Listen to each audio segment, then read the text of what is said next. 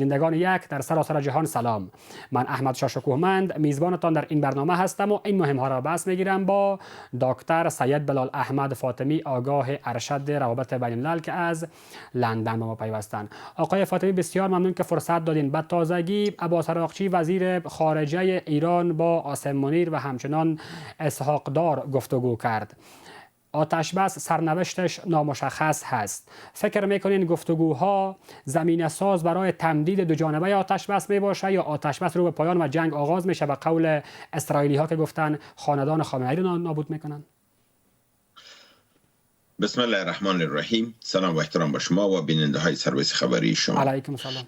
خب گپای اسرائیل خود دنیا هیچ کس حال ارزش نمیته و وزن نداره. اونا خود هر دقیقه برای کشتار بشریت آماده هستند. تنها ایران نیست. اونا شما میبینن در لبنان چی بدحال انداختن. در اونجا هیچ نوع معاهده را احترام نمیکنن، به قراردادها احترام نمیکنن. در غزه با قرارداد و معاهده احترام نمیکنن. در دقیقه‌ای که در شرم الشیخ معاهده امضا شد، یک ساعت بعدش اینا غزه را بمبارد کردن. آل اروپایی هم به این فهمیدن، تمام دنیا، که اسرائیل به هیچ نوع حقوق بشر، قوانین بین الدول احترام نداره. پشت یک گپای دونا نمیگردیم، میایم به مسائلی که جهان به او ارزش میته. مثلا امریکا من حیث یک قدرت اول، اگه او یک پالیسی را اختیار میکنه که به حساب مطابقت با قوانین بین الدول نمیکنه، او ارزش به این داره که چون خود رهبر دنیا میدانه، بنان به او مردم متوجه میشن که اگر یک رهبر دنیا که خود قدرت اول میدانه، او تمام قوانین زیر پا میکنه، بنان دنیا به قانون جنگل مبدل میشه. بله.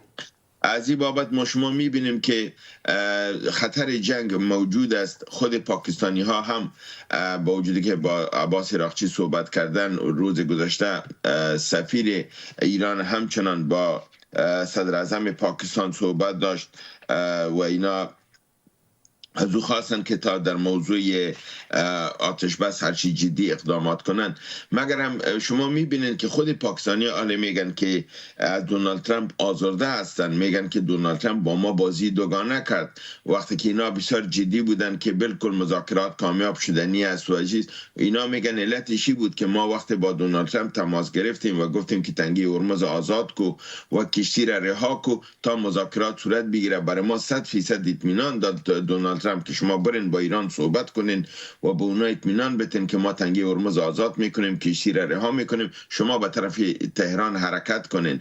میگم ما این صحبت با سید عباس عراقچی کردیم و به اونا اطمینان دادیم که امریکا کشتی را رها میکنه، تنگی هرمز باز میکنه. اما ما میگه دیدیم که عملا همچی چیزی صورت نگرفت. وقتی که دیدیم به اعتنایی هم امریکایی ها با ما کرد، بنان نه تنها که اعتماد خود ضربه زد امریکا، بلکه اعتماد ما را و دیپلماسی را هم لکمه زد، چرا که یک زده بار زبان داده شد، حرف زده شد و ما به اعتماد و گپ انتقال دادیم به ایران و ایرانی ها به حرف ما اعتماد کردن که خب اگه اینطور است ما آمادگی میگیریم. اما در ظرف 24 ساعت دیدیم که امریکا گفت که تنگی هرمز باز نمیشه، کشتی را رها نمیکنیم تا زمانی که نتیجه مذاکرات به دست نبیه. و او را ایرانی ها رد کردن، گفتن که در زیر فشار مذاکرات به معنای تسلیم شدن است و ما جنگ بردیم تسلیم نمیشیم.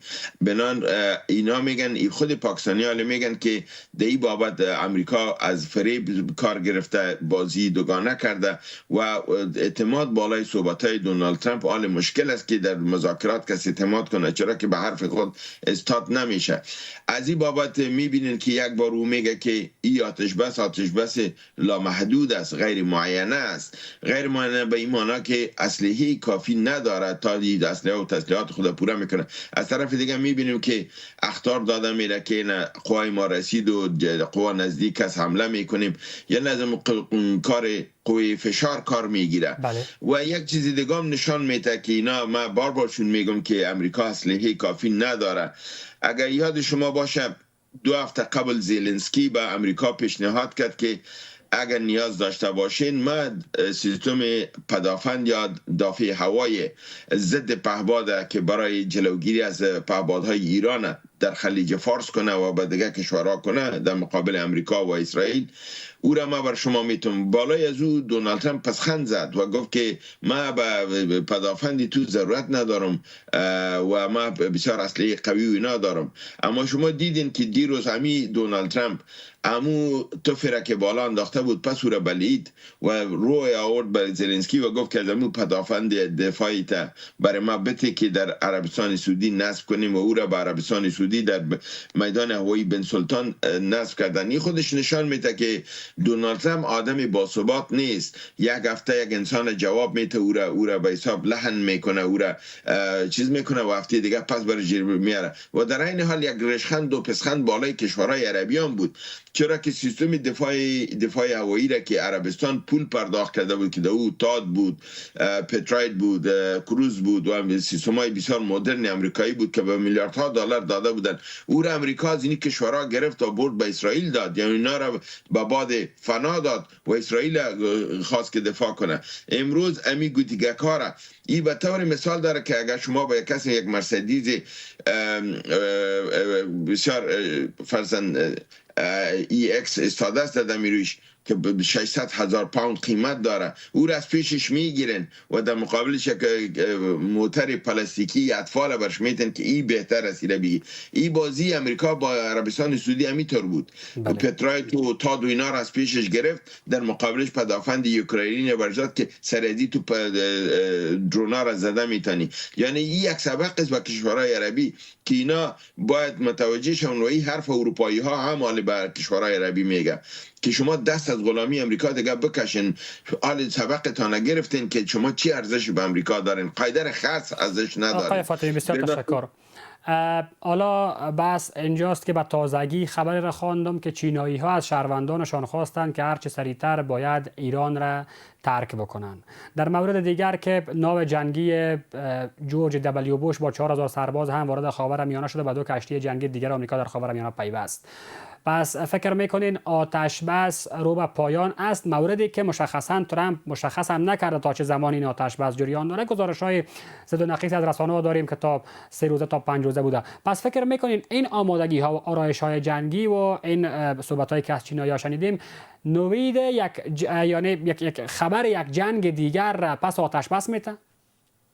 بله، کلگی به این میدانن. ما و شما همچنان در برنامه هایی که به طور مسلسل در چند روز کردیم در ما گفتیم که این وقفه برای چیز است، اکمالات است. امریکا داره اکمال میکنه اما اسلحه کافی نداره، هر چی کوشش داره.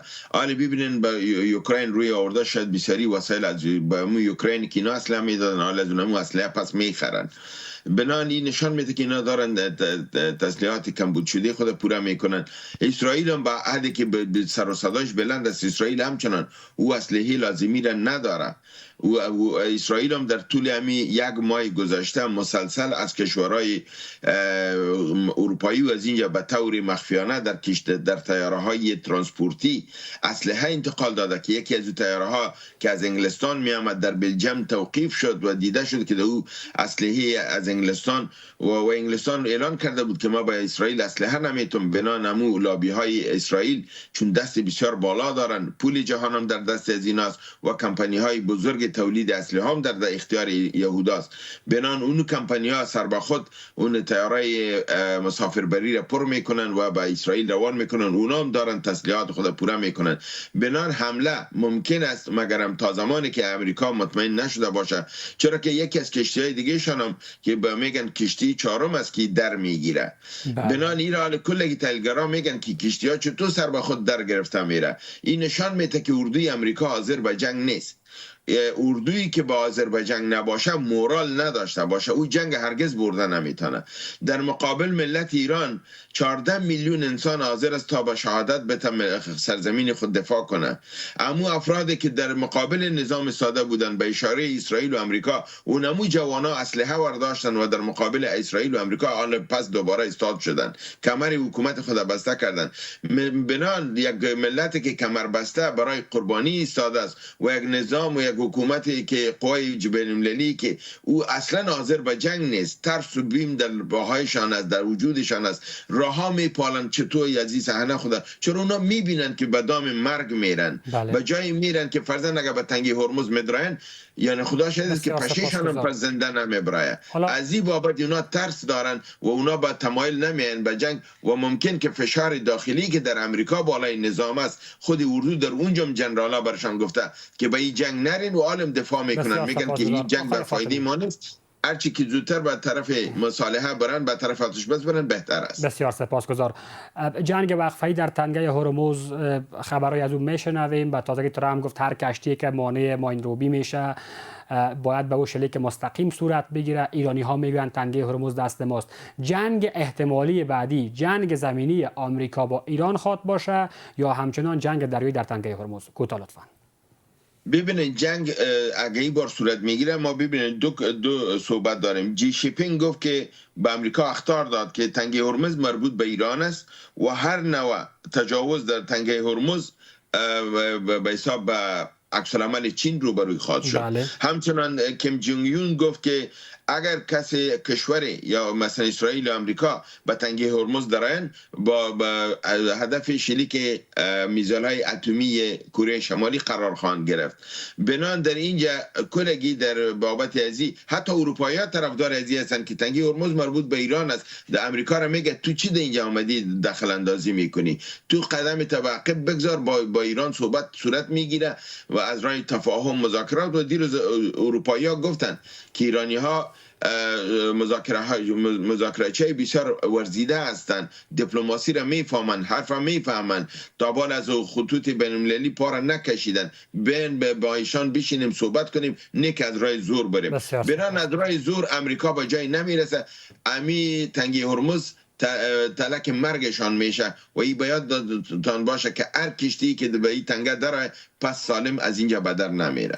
بسیار سپاسگزار دکتر سید بلال احمد فاطمی، آگاه ارشد روابط بین الملل. ممنون حضورتان در برنامه خبری تحلیلی امشب ما از لندن.